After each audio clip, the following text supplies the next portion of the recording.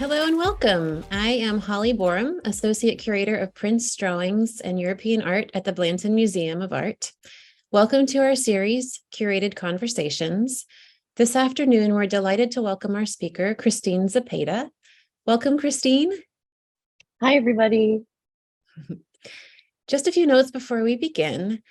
Your audio is muted, so no one can hear you, and only the panelists are visible on the screen. Closed captioning is available by clicking the live transcript icon at the bottom of your screen. We'll be taking your questions from the Q&A window, so just click the icon below to type and send your questions.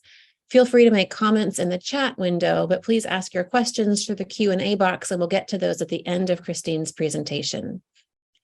Today's event is being recorded and will be available on our website and YouTube page roughly 1 week from today. So now let's go ahead and get started. Christine Zepeda is a doctoral candidate in the Department of Art and Art History at the University of Texas at Austin. Her doctoral research re-examines court art, material culture, and elite architectural spaces from the point of view of royal women in medieval England. Christine holds a BA in history with a minor in philosophy from the University of North Texas, an MA in medieval studies from Fordham University, and 2 master's degrees from UT Austin, one in information studies and another in the history of art. Last year, as the Andrew W. Mellon Fellow in Prints, Drawings, and European Art at the Blanton, Christine used her expertise in medieval art to develop our newest paper vault exhibition, which is called Medieval by Modern. This show looks at the ways that artists of the 19th and 20th centuries drew on the styles and subjects of the Middle Ages. This beautiful exhibition just opened on Saturday and will be on view until July 9th. Today, Christine is going to take us to some of the sites and collections that inspired the works in Medieval by Modern. So with that, I'm going to let her take it away. Thank you. Thank you so much, Holly. Let me go ahead and share my screen and we'll get started.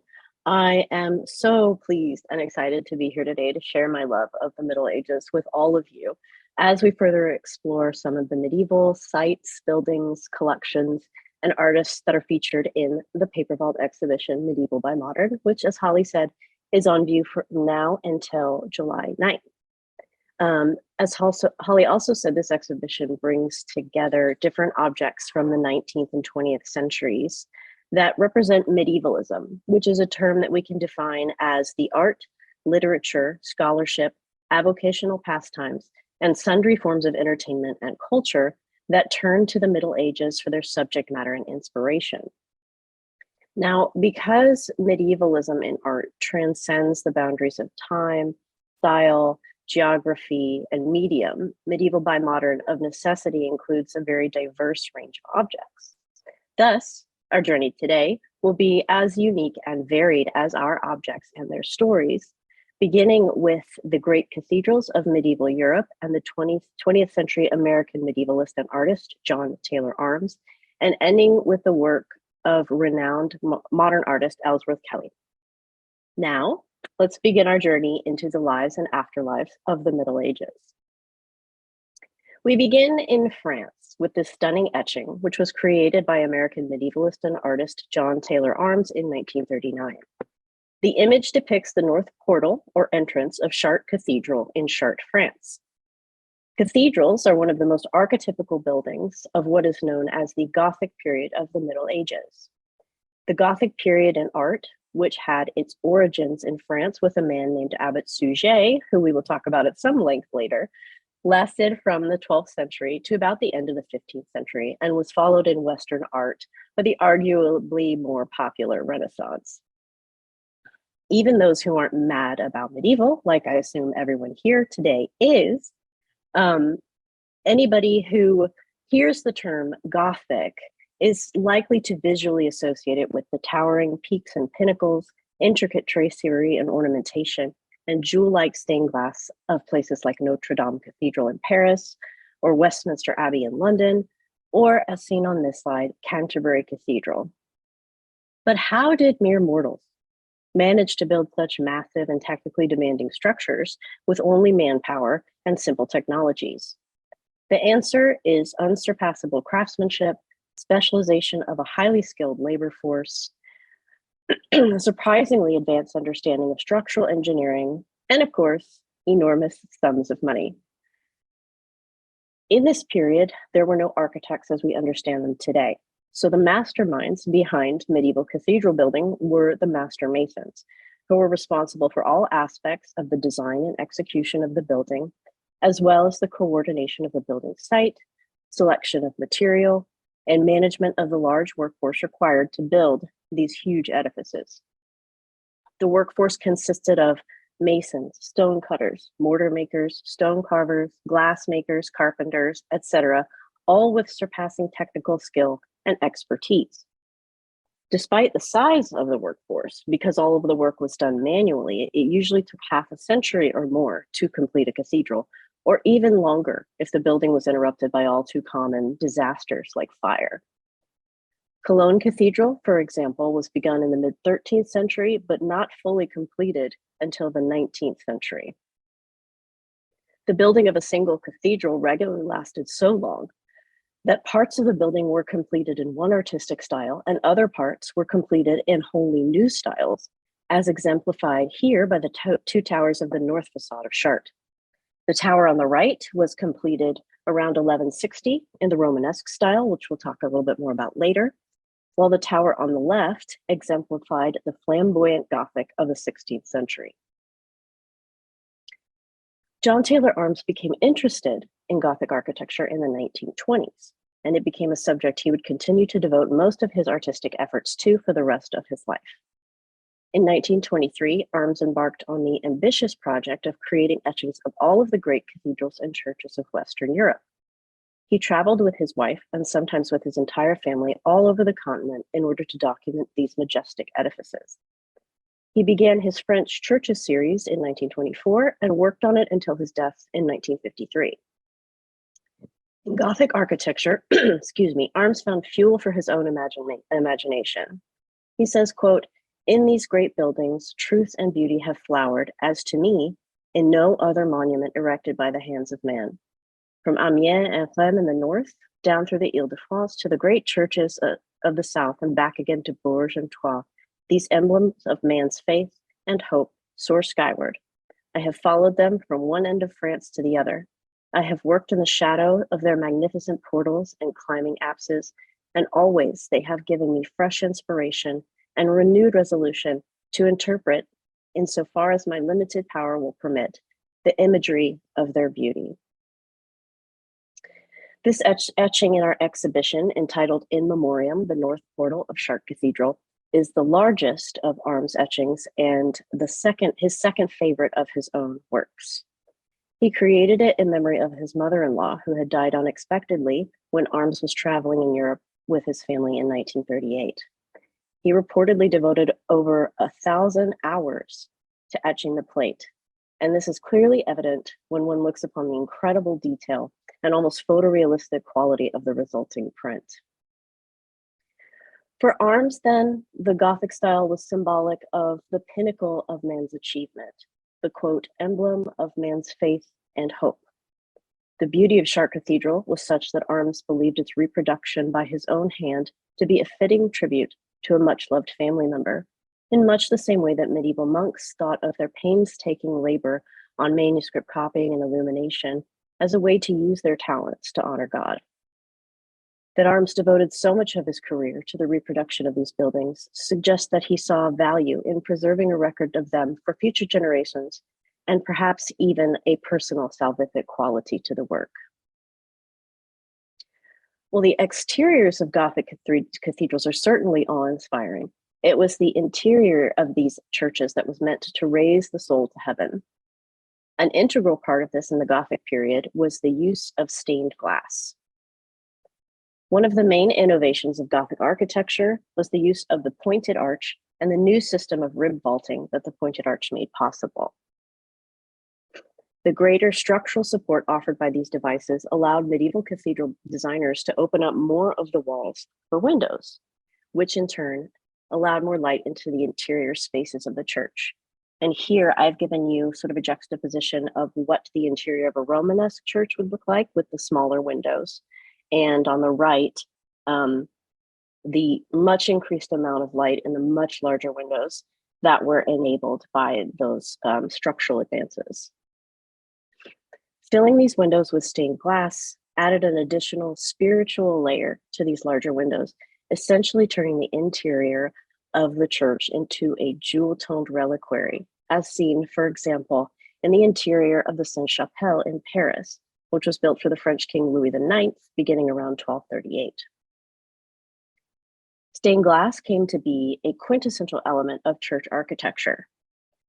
The process of making stained glass began with the design, which, because parchment was expensive in the medieval period, was often drawn directly onto a board cut to the size of the window.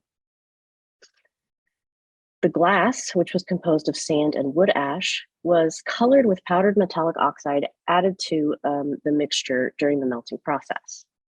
The next step was to cut the resulting sheet glass into smaller pieces to fit into the design with a heated tool called a dividing iron, as you can see on this slide. The shapes were then further refined with what was called a grozing iron, which chipped away at the edges of the glass until the desired shape was created. Once cut into the requisite shapes, the glass was painted with what is called vitreous paint, which had to be fired in order to bind it to the glass. This paint was made of iron or copper oxide, ground glass, gum arabic, and a binder such as water, wine, or vinegar. The great thing about this paint is that it could be concentrated to an ink-like consistency for basic outlines and diluted to create a thinner paint appropriate for shading and modeling. The painted pieces are then laid out on the template and the edges fitted with strips of lead, which are then soldered to one another. The pane of glass was then cemented by rubbing putty to seal any cracks between the lead strips and the glass. The result was a pane of stained glass, like the one that is part of the Medieval by Modern exhibition, and I'm showing you right now on the screen. It depicts the Virgin and Child being prayed to by a man that has been identified as Frederick the Wise, who was Elector of Saxony in Germany from 1486 to 1525. Frederick the Wise is perhaps best known in modern times for his efforts to protect Martin Luther, the famous reformer, from persecution by the Holy Roman Emperor and the Pope. This panel, which measures only 14 7/16 by 13 3/4 inches, would most likely not have been part of a grand assemblage of stained glass for a large church or cathedral. Its size suggests that it may have been more suited for a residential setting, most likely the home of a wealthy patron. Donor portraits, such as this one that we see here, which show the patron in their devotions to an important religious figure, were incredibly common in the Middle Ages. Wealthy patrons liked to have themselves included in the artworks they commissioned as a testament to their piety, their status, and their wealth that was viewable to anybody who saw the object. We know that Frederick the Wise was a devout man. He collected over 19,000 relics, which he kept in the chapel of his castle. We also know that Lucas Cranach the Elder, whose print was the basis for this panel, was court painter to Frederick the Wise in the early 16th century. Is it possible that Frederick commissioned this panel of stained glass from Cranach for his castle's chapel or another part of his residence? Perhaps. Unfortunately, we'll probably never know for certain. But regardless of the original setting of this exquisite but unprepossessing panel, the virtuosity of both the designer and the glass painter who executed the design is clearly evident in the beautifully rendered details of the figures' faces, the masterful rendering of the complex drapery of the Virgin's gown and headpiece, and the subtle shading of the illusionistic landscape in the background.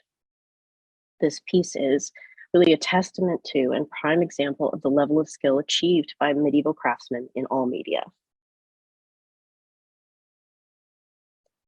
The Gothic revival in Victorian England encouraged artists to revisit techniques and media which had dwindled in popularity since the Middle Ages, like stained glass. New designs and manufacturing firms such as Morris & Co. and Clayton & Bell sprang up to satisfy the high demand for stained glass windows that was fueled by the mid-19th century surge in church building and restoration projects. This cartoon or preparatory drawing for a stained glass angel, was created by Edward Burne-Jones for St. Peter's Church in London in 1880. Burne-Jones was a leading member of the second generation of Pre-Raphaelites, a group of artists whose goal was to, quote, restore to British art the freshness and conviction that they found in early Italian painting before the era of Raphael. The subject matter of their art was predominantly medieval, even if their artistic style was more inspired by the medieval than imitative of it. Edward Burne-Jones is, I think, a fascinating figure in the history of Victorian medievalism. Originally, he was studying to be an engineer. He then decided he wanted to enter the church and enrolled at Exeter College, Oxford, to study theology. There he met the famous figure William Morris, to whom we will later return, and the two students became fascinated with everything medieval. In 1855, Burne-Jones and Morris were inspired to devote themselves to the arts as artists when they saw Rossetti's drawing, Dante drawing an angel. Dante Gabriel Rossetti was one of the founding members of the Pre-Raphaelite Brotherhood, and Burne-Jones and Morris would take up the mantle of the Pre-Raphaelites as leading artists of its second generation. Burne-Jones left Oxford in 1856 without completing his theology degree and took up residence in London to begin his artistic career. He was introduced to Rossetti in London that same year and received informal artistic training from him. Apart from this training and a couple of life drawing classes that he enrolled in, Burne-Jones was virtually self-taught. From 1856 to 1858, Burne-Jones shared rooms in London with William Morris, and during this time, the two were in constant contact with Rossetti. The trio devoted themselves to projects that reflected their passionate devotion to the Middle Ages. Burne-Jones' main product during this period was a series of highly finished pen and ink drawings inspired by the writings of 15th century author Thomas Malory and 14th century French chronicler Froissart. Here on this slide is an example of one of the drawings that Burne-Jones completed during this early period. The high level of finish and minutely observed detail show the influence of Rossetti's early drawings, but also hint at Burne-Jones' natural abilities as a decorative artist. Burne-Jones' stated aim in the creation of his art was to create a fantasy world apart from reality. This escapist goal came in part from his disillusionment with the harsh realities of Victorian life. Growing up in the industrial town of Birmingham, Burne-Jones would have witnessed firsthand the human cost of rapid industrialization. He would also have been exposed to the opinions of great Victorian thinkers such as John Ruskin, Thomas Carlyle, and John Henry Newman, who denounced the materialism and what they saw as the moral ugliness of the modern world which industrial capital had made. At Oxford, Burne-Jones would have come into contact with the Tractarian movement, which called for the purification of the Anglican Church by a return to the splendor of the medieval Catholic tradition. They stressed the spiritual benefits of ritual and richness in clothing, decoration, and display that had characterized medieval Catholicism. Tractarianism, in fact, provided the first inspiration to Burne-Jones to develop a romantic, spiritualized medievalism, which he conceived of as an alternative to the inhumanness and moral degeneracy of modern life. In 1857, Burne-Jones was recommended by Rossetti as a stained glass designer to James Powell and Sons, a London-based glassmaking firm. When in 1861, our good friend William Morris founded Morris Marshall Faulkner and Co., a decorative arts firm devoted to creating medieval-inspired, handcrafted housewares using methods similar to medieval artisanal practice, Burne-Jones helped stained glass design become a mainstay of the business. Now back to our angel cartoon. This was a design, as I said, that was created by Burne-Jones for Morris's firm for St. Peter's Church in London. And the stained glass panel, which you can see on the right, still exists in situ. It's been estimated that over the course of his career, Burne-Jones created over 750 designs for stained glass windows. And he definitely had a talent for understanding how best to design for this rather challenging medium. He said, "It's a very limited art, and its limitations are its strength and compel simplicity. But one needs to forget that there are such things as pictures in considering a colored window, whose excellence is more of architecture to which it must be faithfully subservient. Comparing the cartoon side by side with the finished product, it's easy to see how readily and completely the style and unique character of Burne-Jones's design was translated into glass. His gift for design, coupled with Morris's innovative deployment of the colors common to 14th century English stained glass, which he took as his inspiration, combined to create a style that exemplified the Victorian reinterpretation of the medieval aesthetic. And now we come to William Morris, who most people have probably heard of as one of the men at the forefront of Victorian medievalism and the arts and crafts movement. Inspired by a lecture given at the first exhibition of the Arts and Crafts Society in 1888, William Morris embarked on his most personal project when he founded the Kelmscott Press in 1891.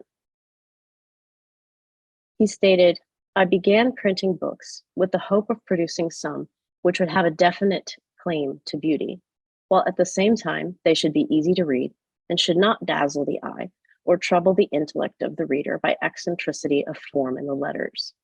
I have always been a great admirer of the calligraphy of the Middle Ages and of the earlier printing which took its place, and it has been the essence of my undertaking to produce books which it would be a pleasure to look upon as pieces of printing and arrangement of type."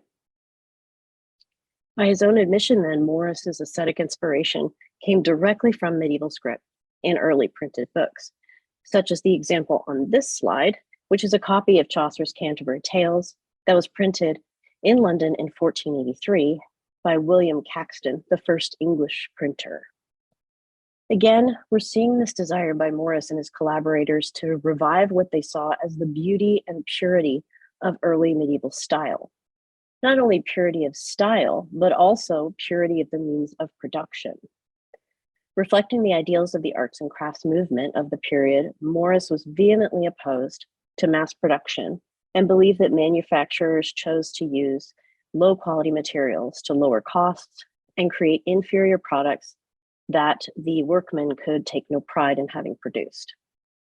As such, Morris insisted that his volumes were handmade with the highest quality artisanal materials. He commissioned a friend, Mr. Joseph Batchelor, to create paper based on a 15th century papermaking practices. And he eschewed the use of modern inks in favor of inks produced using older formulas in order to achieve a look as close as possible to the medieval manuscripts that he was trying to emulate. All Kelmscott Press books were printed on Albion hand printing presses rather than the more modern cylinder press. And Morris even developed his own typeface based on medieval Gothic script, which he called Troy, which he hoped would, quote, redeem the Gothic character from the charge of unreadableness, which is commonly brought against it, and which I would venture to say is true. Perhaps the greatest achievement of the Kelmscott Press was its volume of Chaucer's works, a copy of which is included in our exhibition. This volume, which has come to be known simply as the Kelmscott Chaucer, contained the complete works of Geoffrey Chaucer, the 14th century English poet and author and statesman. Chaucer's work had played a significant part in the formation of Morris's romantic medievalism. Morris and Burne-Jones had first been exposed to the works of Chaucer along with other medieval authors while students at Oxford, and they were captivated by, quote, the strength and beauty of Chaucer's poetry, its mystical religion, and the poet's and noble chivalry of action, the world of lost history and romance. Designing his own edition of the poet's work would therefore have been a labor of love for both Morris and Burne-Jones. The design of this incredibly impressive volume took 4 years to complete. To begin with, Morris wasn't satisfied with how his neo-Gothic Troy font looked on the test pages, and so designed a scaled-down version, which he christened the Chaucer font. Burne-Jones, who designed all 87 illustrations, worked long hours every Sunday in an effort to complete the work. Morris designed the woodcut title, which you see here on this screen on the left leaf. 14 large borders, 18 frames for illustrations, and 26 large initials, but his work on the project was often interrupted by his ill health. The volume was finally completed and printed in 1896. 425 copies were printed and sold for £20 each. An additional 13 copies were printed on vellum and priced at £126 each. 48 were specially bound in white pigskin with silver clasps, as is the copy in our exhibition. The detail and quality of the tooling on the covers really evokes the spirit of the richest handmade medieval manuscripts and is elegant testament to Morris's vision.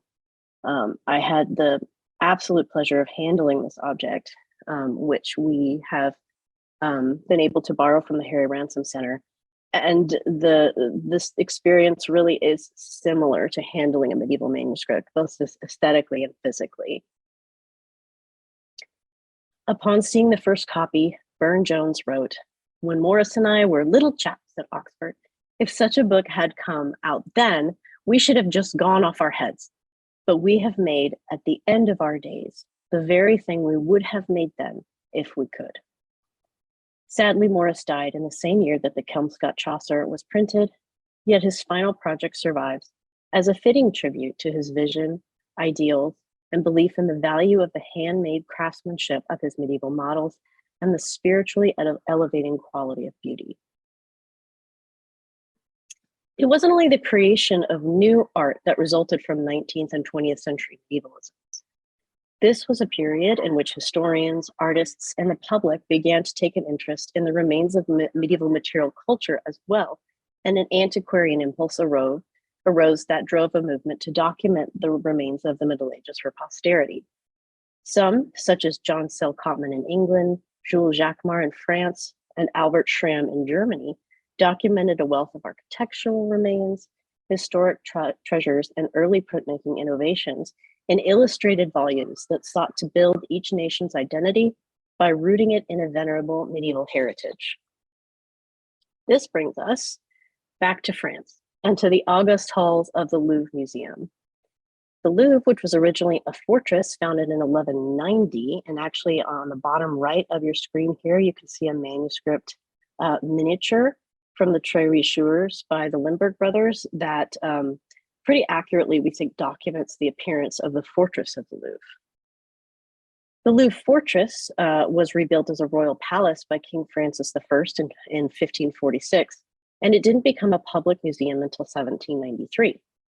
The first exhibition, which opened in that year, displayed 537 paintings, a number which pales in comparison to the over 380,000 objects that the museum now holds. Our Medieval by Modern exhibition features two plates from a volume entitled Les Gemmes et Joyaux de la Couronne, in English, The Gems and Crown Jewels. It's illustrated with etchings by Jules Jacquemart so detailed and realistic that they rival photographs. The two volumes of the Les Gemmes series document 60 objects from among the French crown jewels at the Louvre. The volumes were compiled by Henri Babet de Jouy, who was at the time curator of the collection of medieval and Renaissance art at the Louvre and of the Musée de Souverain, a short-lived department within the Louvre that displayed objects associated with past French monarchs. De Jouy's stated aim in creating these volumes was to bring together a series of unique objects that represent the characteristic forms and styles of each period in the history of French art, and to make available these models in his accompanying explanations so that the public and other artists could better appreciate these objects and understand their relative merits and place in French history. More than an art historian's attempt to catalog individual objects, Les Gemmes sought to locate the origins of France's artistic and national identity in a medieval past. No object better symbolizes France's medieval past than this one. Known as Suget's eagle, this artifact owes its creation to Abbot Suget, one of the most well-known figures in French medieval history, and I hope you all can forgive me if I wax poetical about Abbot Suger for a little bit. He's one of my favorite figures in French history. In the 12th century, Saint-Denis, a royal abbey just outside of Paris, was one of the most important sites for French rulers. It had been the site of the royal necropolis since the 10th century and housed the coronation regalia with which the French kings were crowned at Rheims Cathedral. Saint-Denis, as a thriving and significant monastic center, was also the site of the education of the future kings of France. Suger, who came from a modest background, had been presented as an oblate to the abbey at the age of 10, and it was there that he met the future King Louis VI. They began a friendship as children, and Suger subsequently served as confidant and counselor when Louis became king, and also to his son after him. Suger was in fact a member of the king's court and served in various official capacities, including as an ambassador, and was sent to represent the king at courts all over Europe, including Rome and the court of the Holy Roman Emperor. Such was Louis's trust in Suger that he was even appointed regent when the king went on crusade. Suger rose quickly through the ranks of the church and was appointed abbot of Saint-Denis in 1122. He was both energetic and an able administrator, and under his abbacy, the administration of the resources of Saint-Denis was completely overhauled. Monastic life, in some senses, reformed, and the abbey church itself partly rebuilt and refurbished in the 1130s and 1140s. The result of this refurbishment was a building that is often considered by art historians to be the first building built wholly in the Gothic style, and Suger himself is often credited as the genius behind its architectural innovations. This, of course, is undoubtedly overly simplistic and borne to some degree by the fact that Suger's detailed firsthand accounts of the rebuildings are extant, and that we have the building itself still extant as well. But it does seem clear from the sources that Suger was to some degree aware of contemporary architecture, perhaps as a result of his ambassadorial travels, and was open to employing new innovations in pursuit of his very clear vision. Suger was particularly obsessed with light and its religious connotations, and so fully exploited the structural advances that allowed greater wall space to be opened up for windows to fill with stained glass.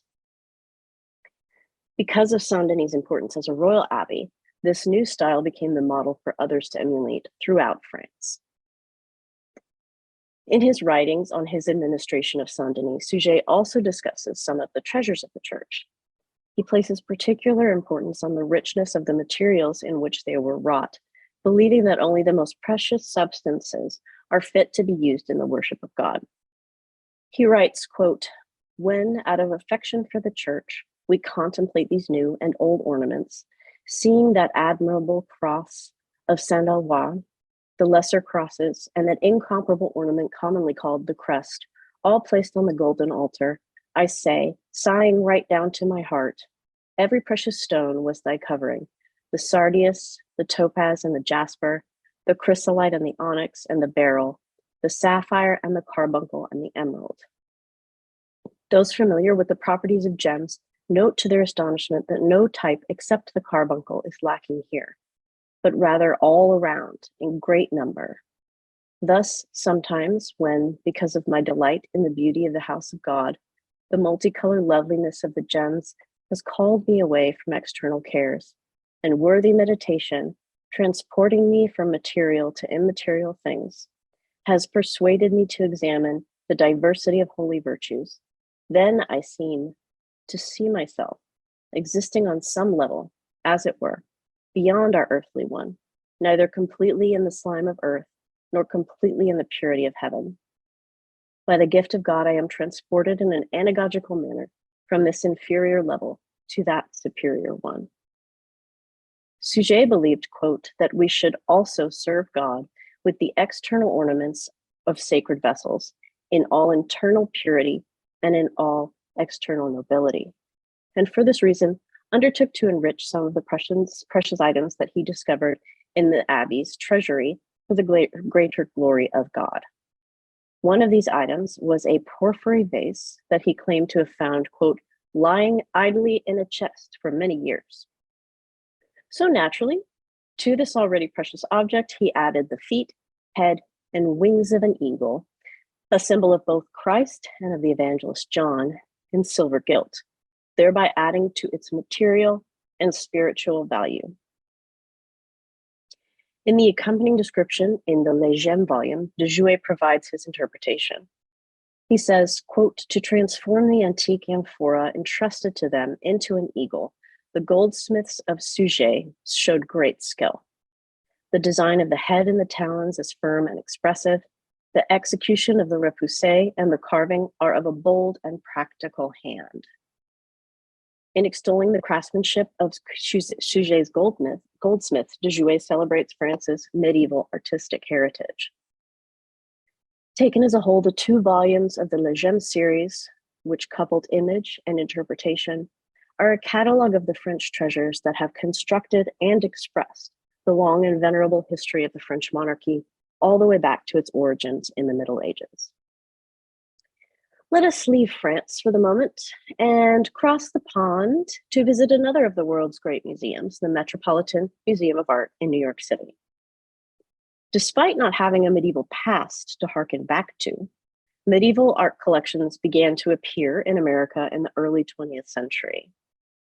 When our friend J. Pierpont Morgan here became president of the Metropolitan Museum of Art in 1904, there were only a small number of collections and institutions that possessed any significant number of medieval objects. In 1906, Morgan purchased the collection of the Parisian decorator and collector George Henschel, which included hundreds of French medieval objects that he had collected at the moment when interest in medieval history, literature, and arts reached its peak in Paris around the year 1900. This mania for the medieval, which I can always get behind, was linked to the growth of French national pride in this period. French historians, writers, and artists of the late 19th and earliest 20th centuries celebrated France's medieval past as a glorious era in the country's history, in the service of forging a national identity for themselves in the present. French historians, like Jules Michelet, asserted that the Middle Ages was the most glorious period in France's history, and art historian Louis Gans insisted on the patriotism inherent in medieval French art and viewed the artistic productions of other nations as decidedly inferior. Prior to the Civil War, American collectors had had little interest in collecting medieval objects, in large part due to endemic anti-Catholic sentiments. In the late 19th century, a new and extraordinary wealthy group of collectors emerged in America who embraced European art. Collecting European art allowed these collectors to claim association with the European gentry and lay claim to that aristocratic history and identity. The arts and crafts movement in America also encouraged the expanding interest in collecting medieval European art due to its emphasis on the moral and spiritual purity of medieval craftsmanship. It was in this cultural climate that Morgan began purchasing large amounts of medieval art beginning in 1902. When he purchased the Henschel collection in 1906, he loaned the medieval objects to the Metropolitan Museum. It has been noted that the fact that he loaned rather than outright gifted the medieval portion of the Henschel collection to the museum was curious and suggested that Morgan considered them to be the most important element of the Parisian's collection, over which he wanted to retain ownership. The 18th century decorative objects collection he just donated outright to the museum.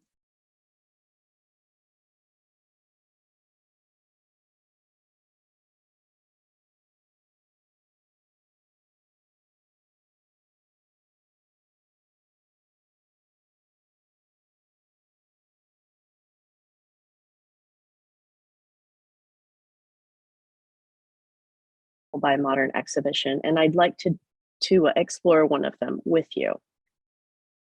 Plate 7 of the second volume of the catalog depicts an arm reliquary dating from the 13th century with some 15th century additions. And here you see that plate on this slide. The core of this reliquary is wood, which has been covered with silver and gilded silver, and enriched with these pieces of glass and rock crystal cabochons. A tag inside the uppermost rock crystal indicates that the relics within are of Saint Fiacre, an abbot of Meaux in France in the late 6th or early 7th centuries. Reliquaries are containers built to house the remains or secondary or touch relics of saints. The practice of relic veneration goes all the way back to the very beginning of Christianity. As in the classical tradition, the grave sites of Christian martyrs became sites of veneration after their deaths. The idea that the remains of a saint or an object touched by a saint could work miracles had its basis in the New Testament stories of Christ or his apostles healing the afflicted directly through touch, or by the afflicted person touching something that the holy figure had come into contact with. According to some patristic authors, relics aided in the veneration of saints and their use should be advocated because of that fact. Relics earned a place in a firm and indispensable place in Christian worship when, in the 4th century, a church council declared that every altar must contain a relic. Relics were also used in processions, and their veneration encouraged in lieu of pagan deities in areas that were being subject to Christian conversion. As the importance of relic veneration grew, the appearance of the reliquary evolved as well, and many different forms emerged, as you can see in these many examples on this slide. The arm reliquary is what is known as a speaking reliquary, the form of which matches the body part of the saint within. In other words, it speaks to the viewer and tells them what they will find inside. Thus, presumably, originally this reliquary was designed to contain an arm bone of Saint Fiacre. A reliquary like this, in which the hand is positioned in a gesture of blessing, could also be used by the clergy to perform a blessing and offer healing, as basically an extension of his arm. Speaking reliquaries were very common in the medieval period, though this is the only one in the Henschel collection. The medieval portion of Henschel's collection, which was donated to the Met Museum by Morgan's son after his death, became the core of the Met's medieval collection, which eventually expanded into the Met Cloisters in 1938. The Cloisters is a branch of the Met devoted exclusively to medieval art and is probably literally my favorite place in the world. The existence of the Cloisters and its amazingly rich collection is testament to the continued fascination with the Middle Ages in the modern imagination. So up until this point, we've been talking predominantly about medievalisms that are inspired by the Gothic period of the Middle Ages. American artist Ellsworth Kelly, however, drew on the forms of Romanesque art and architecture. So the Romanesque period in medieval art lasted from the 10th to the 12th century. The term Romanesque means just what it sounds like, Roman-like, and was invented by 19th century art historians to describe architecture that had many of the same features as the Roman architectural style, most notably the round-headed arch and the barrel vault. Romanesque architecture represents the first time since classical antiquity that large-scale buildings made entirely of stone and with stone vaulting had been built since Roman times. Of course, the Romanesque style was not strictly a revival of Roman architecture, but rather a fusion of Roman, Carolingian, Merovingian, Byzantine, and Germanic traditions. Ellsworth Kelly was born in 1923 in Newburgh, New York. He was encouraged by a sympathetic high school art teacher, although his parents were reluctant for him to be an artist and agreed to support only his training in the technical arts, which he pursued at the Pratt Institute in Brooklyn, New York, from 1941 to 1942. In 1943, he joined the US Army, where at his request, he was assigned to the camouflage unit. In 1944, he traveled to Europe, where a short stay in Paris inspired him to return to France at the end of the decade. Following his military discharge in 1945, he studied at the Boston Museum of Fine Arts School from 1946 to 1947. With the support of a US education grant on the GI Bill, he returned to Paris in 1948, using it as his European base for 6 years. Kelly was one of the major practitioners of abstract art in the US after World War II. And as early as the 1950s, he developed an individual approach that influenced the course of minimal art, color field painting, hard edge painting, and post-painterly abstraction without becoming fully part of any one of these movements. While living in France in the 1950s, Kelly became interested in Romanesque architecture because of the simplicity of its forms. Indeed, Romanesque architecture has been described by some art historians as a kind of what you see is what you get style, in which the exterior accurately reflects the interior, and the individual elements, from the most important structural members to the most decorative detail, are at once separately identifiable and subordinated to the building as a whole. From 1973 to 1976, Kelly created a series of 24 lithographs, each named for Romanesque architectural site he had visited in France and Catalonia. Throughout this series, Kelly explores the relationship between arcs of black and white, which recall the characteristic round-headed arches of Romanesque design. The Medieval by Modern exhibition features a lithograph from this series entitled Chauvigny, after the site that he visited. When placed side by side, with the real life inspiration, one can see how Kelly may have taken inspiration from the gentle curve of the roof of the apsidal chapel, translating it into the ever so slight curvature of the right side of this black rectangular form. And here, another lithograph from the series that is not part of the exhibition was inspired by Kelly's visit to Caen, an incredibly important pilgrimage site in southern France. Here you can see that the curvature of the barrel vault of the nave is clearly echoed here in this gentle arc of black at the top of the print. In the Romanesque series, Kelly presents his own personal medievalism, one in which pure abstract form represents the essence of the subject. He said, quote, "Instead of creating an interpretive picture of a thing I'd seen or of an imaginary subject matter, I took an object and presented it simply as itself." Though perhaps not as ideologically driven as some of the other medievalisms we've explored today, Kelly's medievalism demonstrates how the art of the Middle Ages can be uniquely and personally interpreted, even in the most modern of aesthetics. While the Middle Ages may have ended with the European-wide flowering of the Renaissance in the 15th century, the afterlife of the Middle Ages has persisted until the present day.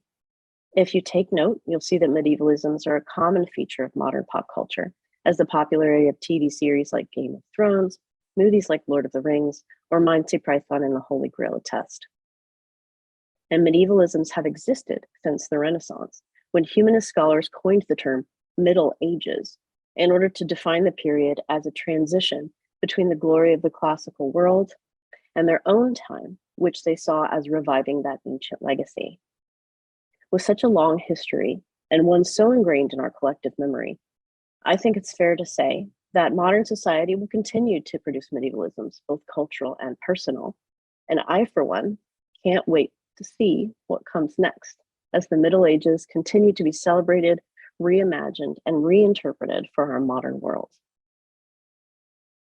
Thank you all so much for joining me today, and I hope you've enjoyed our journey through the spaces, places, people, and stories of the Medieval by Modern exhibition, which, as a reminder, will be on view in the Paper Vault galleries from now until June 9th. And as a last note, I'd like to take a moment to give special thanks to Holly Borum, Associate Curator of Prints, Drawings, and European Art, for her mentorship and invaluable guidance on this exhibition during my time as the Mellon Fellow for Prints and Drawings last year, as well as Rachel Urbano, the curatorial assistant in Prints and Drawings, who helped and supported me in so many ways, in so many aspects of this exhibition's development. I think one of the most important things that I learned during my time as a curatorial fellow is that the exhibition creation process is an incredibly collaborative effort So I just want to thank all of my colleagues at the Blanton whose dedication and time made this show possible. Thank you. Thank you so much, Christine. That was a fascinating presentation, and it was a very collaborative endeavor to put this together, kind of like a medieval workshop. Yeah, exactly. And I encourage our audience to go ahead and put some questions into the Q&A. We have about 6 or 7 minutes here to answer your questions. So please drop those in, and we've already gotten some comments. A wonderful presentation. So thank you, Christine. Let me just start off with one. You did a great job of explaining where the term Romanesque comes from with the rounded arches. Could you tell us where the term Gothic comes from? Because people use that very colloquially today, like that's Goth, but where does the term Gothic come from?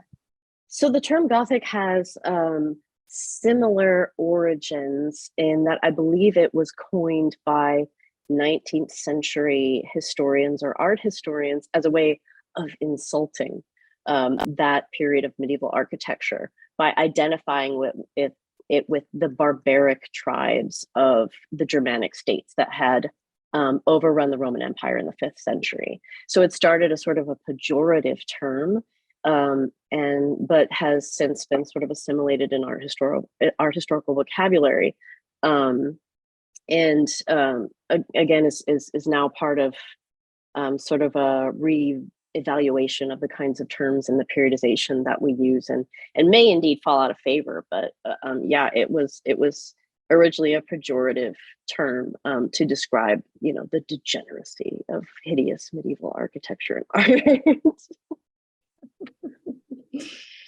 Yeah, it's interesting. Kind of like Impressionism was used as a negative, exactly, and embraced. Yep, exactly. And it was lovely to see all the extra images that you brought in about how some of these objects were made, and including the press with the book. And so I was wondering if you could talk a little bit about medieval manuscript production. How were medieval manuscripts made? And then how is that similar or different from book production?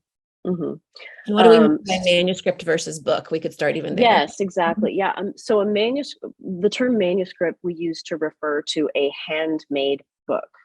And we don't really start you can call them books, but we don't really start referring to them as books until the era of printing.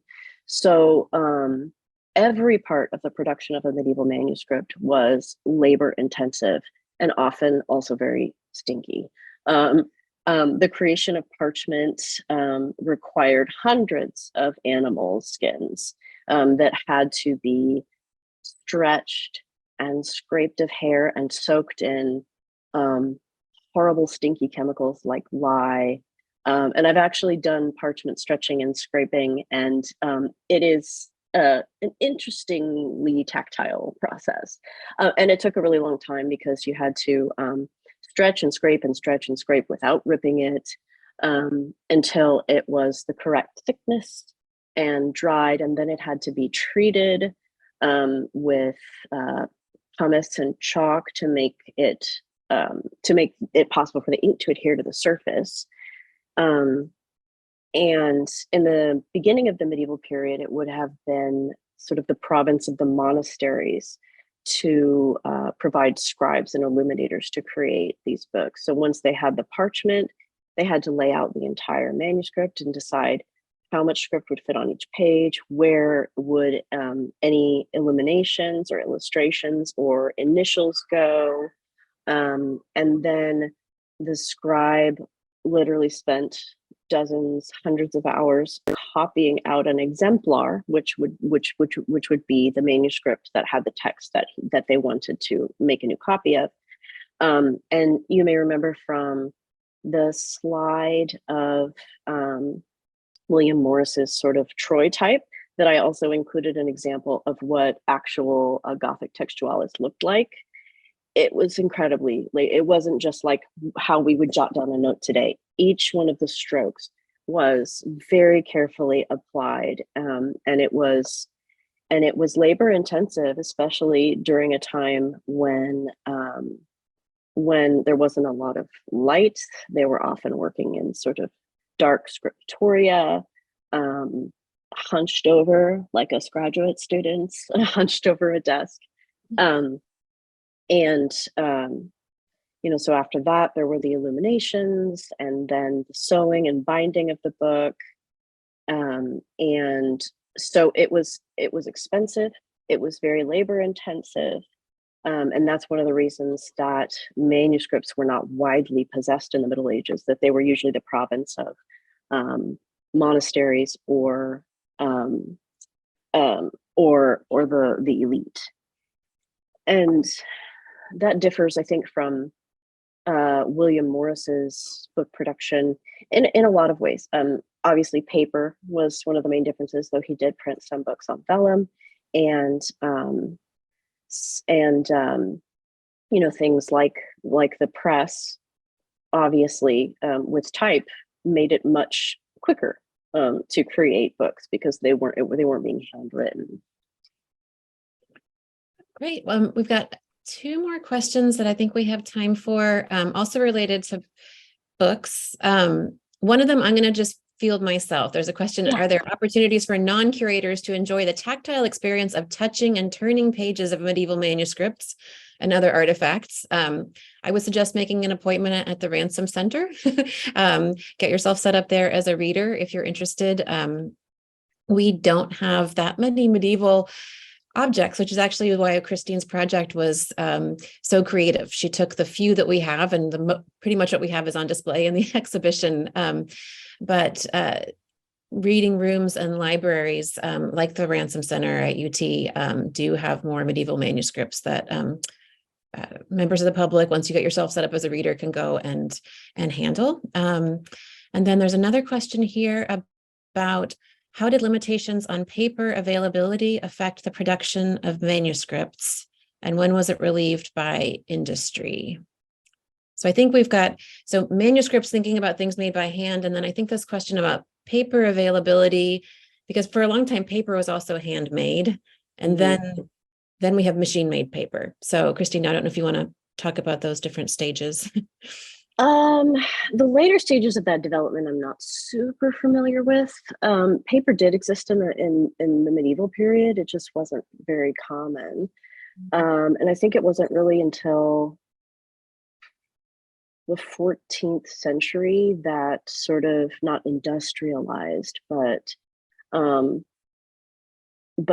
sort of paper making, quote unquote, factories became a feature of major towns.